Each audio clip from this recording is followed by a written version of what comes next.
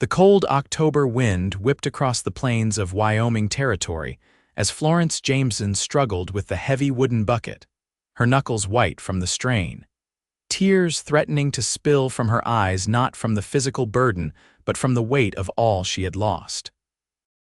Florence had been a widow for exactly 6 months, though it felt like both yesterday and a lifetime ago that she had buried her husband Robert after the mine collapse that took him and 11 other men.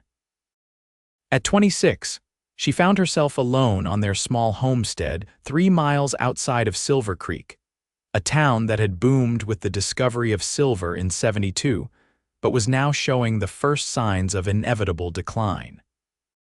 The water from the creek was essential. Her well had run dry 2 days prior, and without Robert's strength to dig it deeper, she had resorted to making the daily trek for water. Her arms ached, and the bucket sloshed precariously as she climbed the gentle slope toward home. The small cabin stood silhouetted against the darkening sky, smoke curling from the chimney where she'd left a small fire burning before her journey. "Madam, that looks mighty heavy for someone your size," came a deep voice from behind her. Florence spun around, nearly spilling the precious water. A man sat atop a dappled gray horse, his face shadowed by the brim of his hat. She couldn't make out his features, but she could see he was broad-shouldered and tall in the saddle. "I managed just fine, thank you," she replied, her voice sharper than intended. 6 months of fending off helpful men with marriage proposals disguised as charity had made her wary. The stranger dismounted in one fluid motion. Up close, she could see he was younger than she'd initially thought, perhaps 30, with a face weathered by sun and wind. His eyes were a surprising shade of green beneath the dust of the trail. "Name's Garrett Young," he said, removing his hat briefly. "I don't doubt you manage fine, madam, but my mother raised me better than to watch a lady struggle when I have 2 good arms to help." Without waiting for permission, he reached for the bucket. Florence hesitated before relinquishing her grip. "Florence Jameson," she replied, "and it's Mrs. Jameson, though there isn't a Mr. Jameson anymore." Understanding flickered across his face. "My condolences, Mrs. Jameson." "May I carry this to your home?" Something in his manner, the lack of pity in his eyes, perhaps made Florence nod. "It's just over that rise." As they walked, she studied him from the corner of her eye. His clothes were travel-worn but clean, his boots expensive though scuffed. A gun belt hung at his hip, the leather softened with use, but he didn't carry himself like the gunslingers who sometimes passed through Silver Creek. "You're not from around here," she observed. Garrett nodded, leading his horse with one hand while effortlessly carrying the bucket with the other. "Just passing through. Coming from Colorado, heading to Montana, thought I'd stop in Silver Creek for supplies." "Passing through seems to be what most men do around here these days," Florence commented. The mining town had seen its share of drifters and fortune seekers, most leaving when the easy silver played out. "Some men never learn how to stay put," he replied, something in his tone suggesting personal knowledge of the subject. They crested the rise, and her small homestead came into view, the cabin with its stone chimney, the weathered barn, the chicken coop, and the small corral where her 2 horses grazed. It wasn't much, but it had been home for 4 years. "You maintain all this yourself?" Garrett asked, genuine admiration in his voice. "I do what needs doing," she answered simply. "Though the wells run dry, hence the trips to the creek." Garrett set the bucket down by her door. "Wells are something I know about. My pa dug them all over Texas when I was growing up." Florence looked at him sharply. "Are you offering to help, Mr. Young?" "Just stating a fact, Mrs. Jameson." His eyes crinkled at the corners. "But yes, I suppose I am. I've got nowhere pressing to be for a few days." Florence crossed her arms. "And what would you want in return?" His expression grew serious. "Nothing you're not willing to give. A meal, perhaps. Information about the trail north." He gestured to the cabin. "Maybe a place to sleep that isn't open to the stars, though the barn would do fine for that." Florence considered his offer. The well needed digging, the barn roof had begun to leak, and winter was coming. Pride was all well and good, but pride wouldn't keep her alive through a Wyoming winter. "You can stay in the barn," she decided, "and I'll feed you. But if you try anything improper, Mr. Young, you should know I keep a shotgun loaded by my bed." Garrett raised his hands in mock surrender, but his smile was genuine. "I wouldn't expect anything less, Mrs. Jameson, and I promise you won't have to carry water alone while I'm here." The next morning dawned clear and cold. Florence woke to the sound of hammering. She dressed quickly and stepped outside to find Garrett already at work on the well, the wooden housing dismantled and neatly stacked. "Good morning," he called, pausing in his work. "Hope I didn't wake you too early." "I'm usually up with the sun," she replied, pulling her shawl tighter against the chill. "Have you eaten?" "I had some jerky from my pack, didn't want to disturb you." Florence nodded toward the house. "I'll make breakfast, no sense working on an empty stomach." In the kitchen, she worked with practiced efficiency, stoking the fire, mixing biscuit dough, and frying salt pork. As she worked, she found herself wondering about Garrett Young. He didn't fit neatly into any category she recognized, not a miner, not quite a cowboy, though he had the look of a man comfortable in the saddle. When she called him in, he washed at the pump beside the door, the cold water turning his hands red. He dried them on a cloth she offered, then sat at the table with a nod of thanks. "This is mighty fine, Mrs. Jameson," he said after the first bite. "Been a while since I've had home cooking." "Where are you coming from that you've been without a proper meal?" she asked, sitting across from him. "Colorado, like I said. I was working at a ranch near Durango, but the owner sold out to a cattle company from back east." He shrugged. "Decided it was time to move on. And Montana, what's waiting for you there?" "Nothing in particular, maybe everything." He smiled slightly. "My brother settled near Helena last year, says there's good land for those willing to work it." Florence nodded. She understood the lure of new beginnings. She and Robert had come to Wyoming with similar dreams. "Your husband," Garrett said carefully, "was he a miner?" "He was a carpenter by trade," Florence replied, finding it easier to talk about Robert than she'd expected. "But when we came here, the mine was hiring and paying better than building. He took the work to save for our own ranch someday." Garrett's expression remained neutral, but his eyes held understanding. "Dreams have a way of changing on us." "Yes," she agreed softly, "they do." After breakfast, Garrett returned to the well while Florence tended to her chickens and horses. By midday, he had cleared the well shaft and begun the work of digging deeper. The labor was backbreaking, but he worked steadily, pausing only when she brought him water or to wipe the sweat from his brow. As the sun began to set, Florence called him in for supper. He emerged from the well, dirt-streaked but satisfied. "I think I've found where the water tables drop to," he explained over bowls of rabbit stew. "Another 3 feet of digging tomorrow should do it." "You've done more in a day than I could have managed in a week," Florence admitted. "It helps to know what you're looking for," he replied modestly, "and to have the right tools." He had fashioned a pulley system from rope and a spare wheel that made removing the dirt much easier. They fell into a comfortable silence as they ate. Florence couldn't remember the last time she'd shared a meal with anyone. Since Robert's death, the neighbors had grown distant, either from discomfort with her grief or from their own struggles. The mining town was slowly dying as the silver vein thinned, and many had already moved on. "Why do you stay?" Garrett asked suddenly, as if reading her thoughts. Florence considered the question.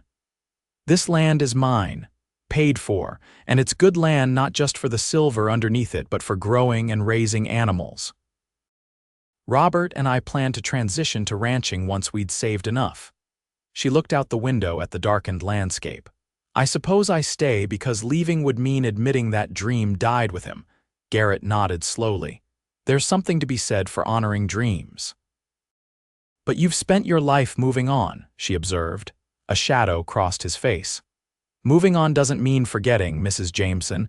Sometimes it means carrying your dreams with you until you find the right place to plant them." The next day passed much like the first. Garrett worked on the well while Florence tended to her daily chores. By mid-afternoon, water began to seep into the bottom of the shaft. By evening, the well had filled enough that Florence could draw a bucket of clear, cold water. "You've given me back my independence, Mr. Young," she said as they stood beside the well. "I won't forget that." Garrett leaned against the newly rebuilt housing. "You were never without independence, Mrs. Jameson. You just needed a hand with the heavy lifting." She smiled at that. "Will you be leaving for Montana tomorrow, then?" Something flickered in his eyes, reluctance, perhaps. "Actually, I noticed your barn roof could use some attention. If you're not in a hurry to be rid of me, I could stay another day or two." Florence found herself nodding before she'd fully considered the offer. The company wouldn't be unwelcome, she admitted. That night, after Garrett had returned to the barn, Florence sat by her fire and realized she had laughed more in the past 2 days than in the 6 months since Robert's death. The realization brought a mixture of guilt and relief. Robert would not have wanted her to live in perpetual mourning. He had been a man who loved life, who found joy in simple pleasures. The next morning, Garrett began work on the barn roof. Florence watched him for a moment before making a decision. She returned to the cabin and opened the trunk at the foot of her bed. Inside, wrapped in oilcloth, was Robert's tool belt and carpenter's apron. She carried it out to the barn, climbing the ladder to where Garrett worked on replacing rotted shingles. "These might be useful," she said, holding out the tools. "They were my husband's." Garrett looked at the offering, understanding its significance. "Are you sure?" Florence nodded. "Tools are meant to be used." He accepted the belt with careful hands. "I'll take good care of them." As the day progressed, Florence found herself working alongside Garrett rather than at her separate tasks. They fell into an easy rhythm, he on the roof, she below, handing up materials as needed. By late afternoon, half the roof had been repaired. "We make a good team, Mrs. Jameson," Garrett commented as they paused to rest. "Florence," she said suddenly. "If we're to be working together, you might as well call me Florence." He smiled, the gesture transforming his weathered face. "Florence it is, then, and I'm Garrett." That evening, as they sat on her small porch watching the sunset paint the sky in brilliant oranges and pinks, Florence found herself telling Garrett about her childhood in Pennsylvania, her journey west with her parents, and how she'd met Robert when her father hired him to build an addition to their home in Nebraska. "What about you?" she asked. "You know my life story now, but you've shared very little of yours." Garrett was quiet for a long moment. "Not much to tell. Born in Texas to a well digger and a schoolteacher, Pa moved us around following work. Ma tried to make each place a home until she passed when I was 16. After that, Pa and I just drifted. He's gone now 5 years this winter." "No wife, children?" Florence asked, then immediately regretted the personal question. "Came close once," he admitted. "In Arizona. Her father owned a small spread, wanted someone to take over. I nearly said yes." He looked out at the darkening landscape. "But something held me back. Restlessness, maybe, or fear." "Fear of what?" "Of failing, of not being enough." He gave a self-deprecating smile. "Of finding out I wasn't cut out for staying in one place." Florence considered his words. "Yet here you are, fixing a stranger's roof." "Here I am," he agreed softly. Their eyes met briefly before both looked away. The days stretched into a week, then 2. Each morning, Garrett found some new task that needed attention. The chicken coop needed reinforcing. The corral fence had a loose post. The cabin could use new chinking before winter. Each evening, Florence found herself less and less willing to see him retire to the barn. They fell into domestic patterns so naturally that sometimes Florence would catch herself in the middle of passing Garrett a plate or laughing at something he'd said, and a wave of guilt would wash over her. Was it disloyal to Robert to find comfort in another man's company? But as October gave way to November, Florence began to recognize that her feelings for Garrett were not a replacement for what she'd felt for Robert. They were something new, something different but equally valuable. One evening, as the first snow of the season began to fall, they sat before the fire after supper. Garrett had been unusually quiet, and Florence sensed something weighing on his mind. "Winter's coming," he finally said, staring into the flames. "I should be moving on before the passes get snowed in." Florence felt her heart constrict. She had known this day would come, yet somehow she'd allowed herself to forget the temporary nature of their arrangement. "Yes, I suppose you should," she managed to say. "Your brother will be expecting you." Garrett nodded but made no move to rise. "I've been thinking," he said carefully, "about what you said about this land, how it's good for more than just mining." Florence waited, hardly daring to breathe. "I've saved some money from my work in Colorado," he continued. "Not enough for a place of my own, but enough to buy some cattle come spring, to start something." Hope flared in Florence's chest, but she kept her voice level. "Cattle would do well here. The grass is good in the valley." Garrett finally looked at her directly. "I'm not asking for charity, Florence. I would earn my keep. Build up the herd. We could be partners." "Partners," she repeated, the word carrying more weight than its simple meaning. "For now," he said, his eyes never leaving hers. "I know it's too soon for anything else." "I know you're still grieving." Florence thought of Robert, of their dreams for this land. "Robert would have wanted this place to thrive," she said softly. "He didn't believe in letting good land lie fallow." "And what do you want, Florence?" Garrett asked. She looked at him, really looked at him. At the man who had appeared when she needed help most, who had worked alongside her without making her feel less capable, who had respected her grief without pitying her. "I want to not be alone anymore," she admitted. "But I also don't want to rush into something I'm not ready for."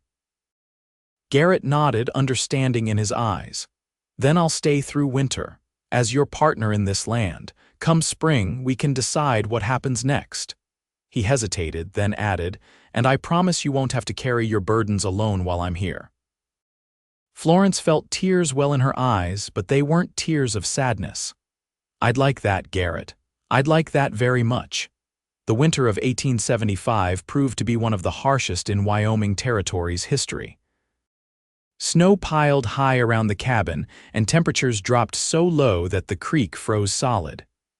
But inside Florence's home, warmth prevailed.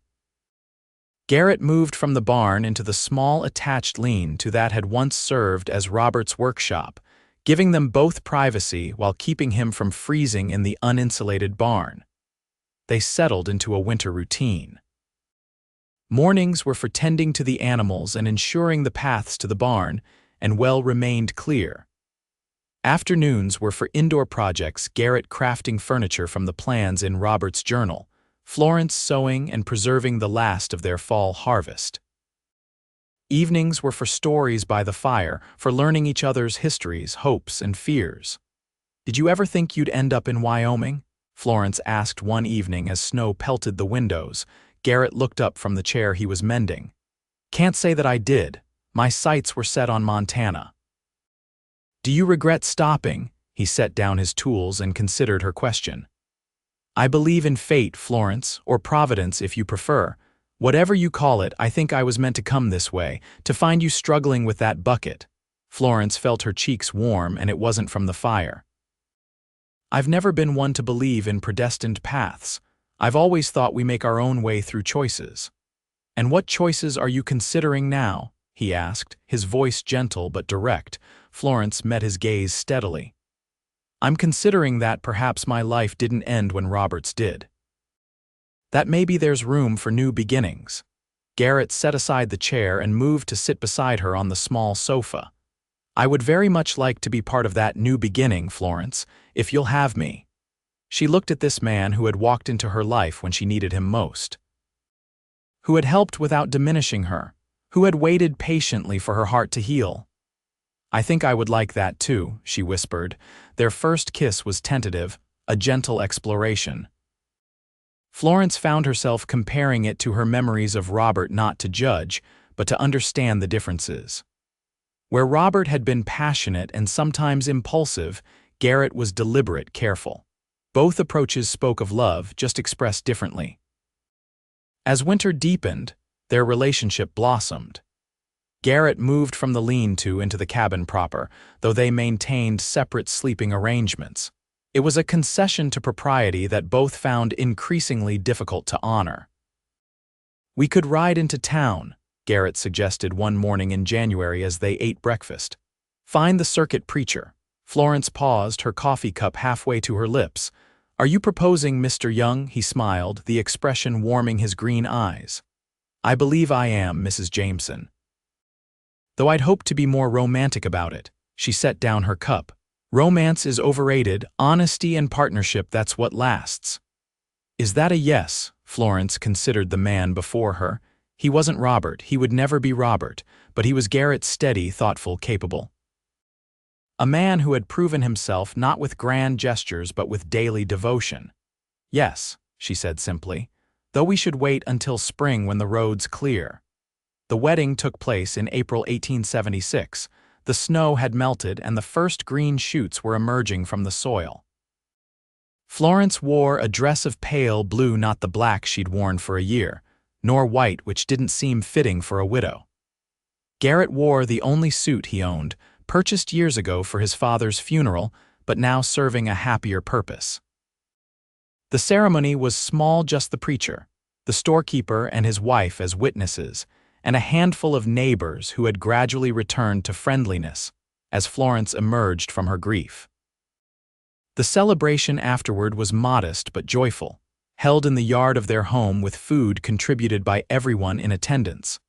As the guests departed and twilight descended, Florence and Garrett stood on their porch, his arm around her waist.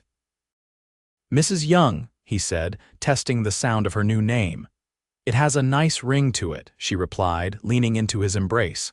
"Though I suspect most folks will keep calling me Widow Jameson for a while yet."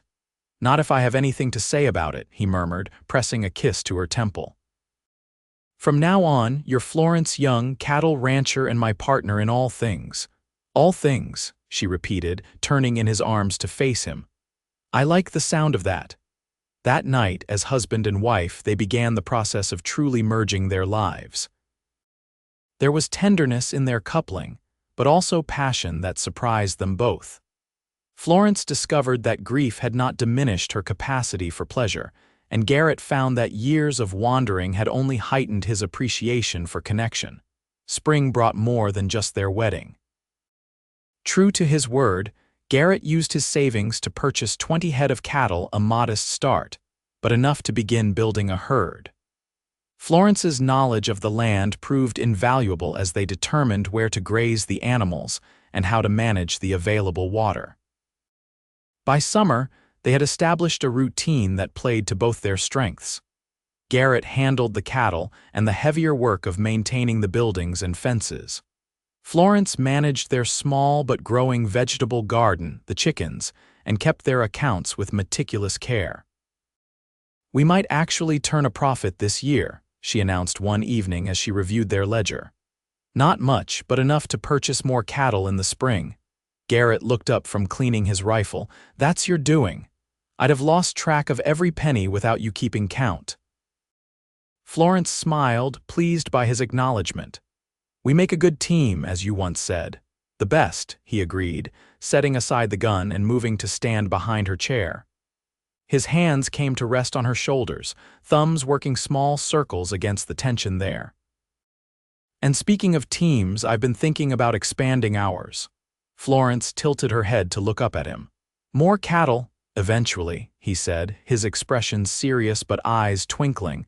"But I was thinking of a different kind of addition." Understanding dawned, and Florence felt a flutter of both excitement and apprehension. "A child," Garrett knelt beside her chair, taking her hands in his.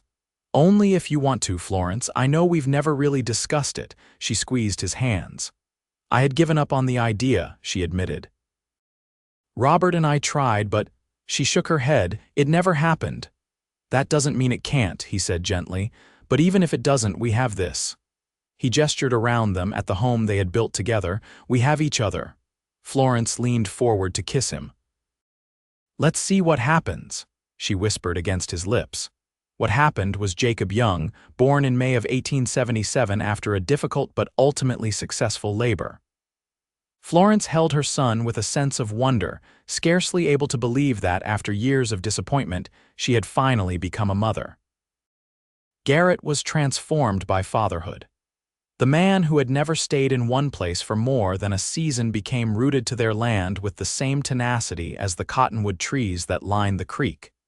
His tenderness with Jacob, revealed new depths to his character. "He has your eyes," Florence observed as they sat together one evening, Jacob nursing contentedly at her breast. "Poor child," Garrett joked, but his expression was one of pure pride. "He has your determination, though. Did you see how he holds his head up already?"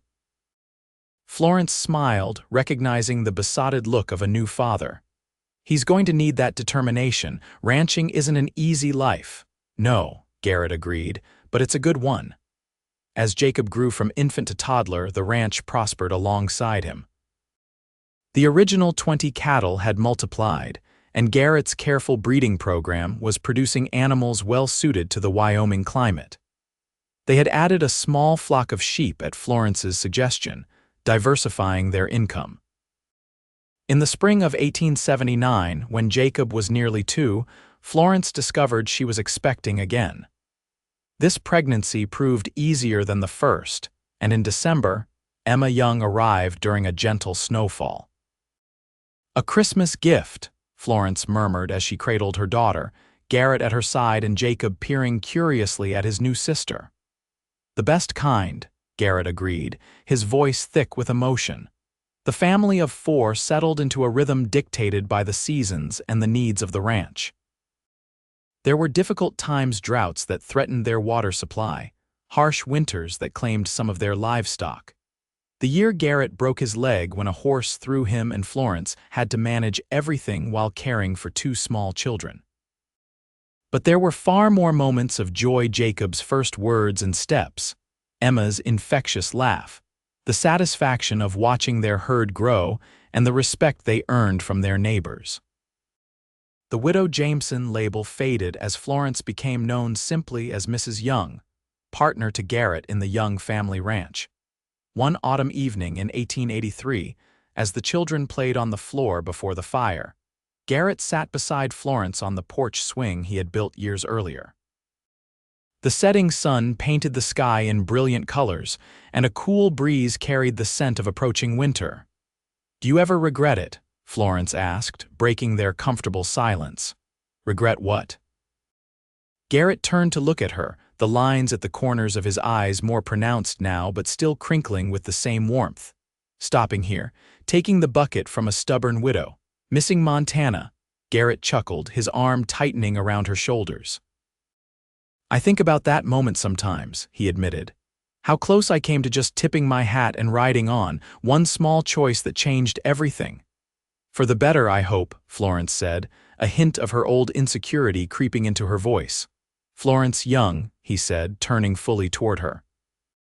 "7 years ago, I was a drifter with nothing but a horse and the clothes on my back. Now I have a home, a thriving ranch, 2 beautiful children, and a wife who challenges and completes me in ways I never imagined possible." He cupped her cheek. "There isn't a day that goes by that I don't thank whatever fate or providence led me to you." Florence leaned into his touch. "Even when I'm being stubborn, especially then," he laughed. "Your stubbornness built this place as much as my labor did." From inside, they heard Emma's delighted squeal as Jacob apparently did something entertaining. The sound drew them both back into the house, back to the family they had created together. As Florence watched Garrett scoop up both children, one under each arm as they giggled uncontrollably, she reflected on the journey that had brought them here. From the depths of grief to the heights of joy, from a solitary struggle with a water bucket to a partnership that sustained them all.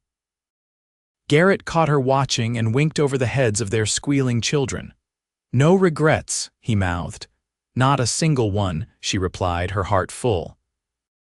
That night, as they lay together in the quiet darkness, Garrett's arm around her waist and his breath warm against her neck, Florence thought again of that fateful day. Of a widow walking alone, a burden too heavy to bear. Of a cowboy who took it, not to diminish her but to share her load. Of a promise made and kept through years of partnership. She had never carried alone again.